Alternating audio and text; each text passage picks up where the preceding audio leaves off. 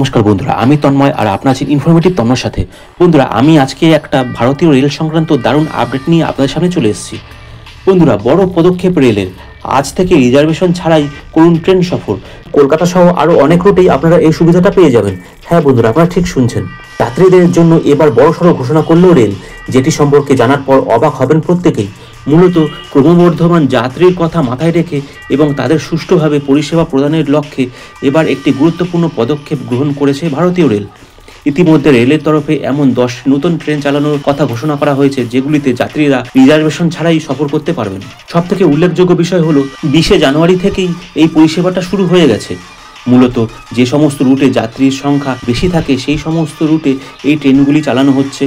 এমতো অবস্থায় আপনি যদি রিজার্ভেশন ছাড়াই এই ট্রেনগুলিতে ভ্রমণ করতে চান, সেক্ষেত্রে জেনারেল টিকিট আপনাকে কেটে নিতে হবে, যেগুলি সহজেই আপনারা রেল স্টেশন কাউন্টারে বা ইউটিএস অ্যাপের মাধ্যমে কেটে নিতে পারবেন।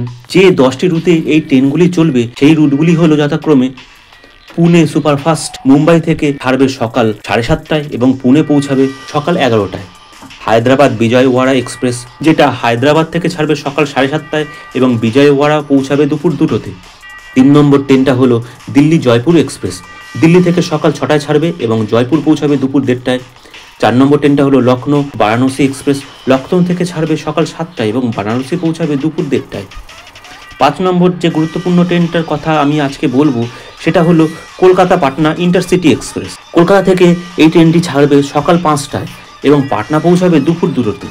6 নম্বর ট্রেনটা হলো আহমেদাবাদ সুরাট সুপারফাস্ট, আহমেদাবাদ থেকে সকাল 7টায় ছেড়ে যাবে এবং দুপুর 12:30টায় সুরাতে এটা পৌঁছাবে। 7 নম্বর ট্রেনটা হলো পাটনা গয়া এক্সপ্রেস, পাটনা থেকে সকাল 6টায় ছাড়বে এবং গয়ায় পৌঁছাবে রাত 9:30টায়। 8 নম্বর ট্রেনটা হলো জয়পুর আজমের সুপারফাস্ট এক্সপ্রেস, জয়পুর থেকে ছাড়বে সকাল 8টায় এবং আজমের পৌঁছাবে রাত 11:30টায়। 9 নম্বর ট্রেনটা হলো চেন্নাই বেঙ্গালুরু এক্সপ্রেস, চেন্নাই থেকে ছাড়বে সকাল 8টায় এবং বেঙ্গালুরু পৌঁছাবে বিকেল 3:30টে। এবং লাস্ট যে 10 নম্বর ট্রেনটার কথা আমি বলবো সেটা হলো ভোপাল ইন্দোর ইন্টারসিটি এক্সপ্রেস, ভোপাল থেকে ছাড়বে সকাল 6:30টায় এবং ইন্দোরে এটি পৌঁছাবে দুপুর 12:30। এবার আমি বলবো ট্রেনগুলির ভাড়া কি হবে। বন্ধুরা, এই ট্রেনগুলি দিল্লি থেকে জয়পুর পর্যন্ত জেনারেল কোচের টিকিটের ভাড়া হবে 150 টাকা এবং সেকেন্ড সিটিং এর ভাড়া হবে 300 টাকা। মুম্বাই থেকে পুনে যাওয়ার জন্য সাধারণ কোচের টিকিটের ভাড়া হবে 120 টাকা এবং সেকেন্ড সিটিং এর ভাড়া রাখা হয়েছে 250 টাকা। আর কলকাতা থেকে পাটনা পর্যন্ত যে এক্সপ্রেস ট্রেনটা এক্ষেত্রে চালানো হচ্ছে তার জেনারেল কোচের টিকিটের ভাড়া রাখা হয়েছে 200 টাকা এবং সেকেন্ড সিটিং এর ভাড়া রয়েছে মাত্র 400 টাকা।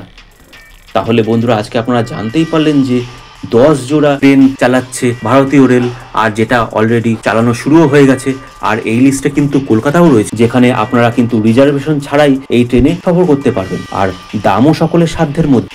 বন্ধুরা, আজকে ভিডিওটা আপনাদের কেমন লাগলো কমেন্ট করে অবশ্যই জানাবেন। ভিডিওটা ভালো লাগলে একটা ছোট্ট লাইক দেবেন, চ্যানেলে নতুন হয়ে চ্যানেলটা সাবস্ক্রাইব করে নিয়ে বেল আইকনটাকে অন করে দেবেন। তাহলেই আমার পরবর্তী সমস্ত ভিডিওর আপডেট আর নোটিফিকেশন চট করে আপনাদের মোবাইল স্ক্রিনে পৌঁছে যাবে। বন্ধুরা, আজকে ভিডিওটা আমি এখানেই শেষ করলাম। পরবর্তী দিনে আরও অসংখ্য এই ধরনের ভিডিও নিয়ে আপনাদের সামনে চলে আসবো। ভালো থাকবেন, সুস্থ থাকবেন। জয় হিন্দ, জয় ভারত।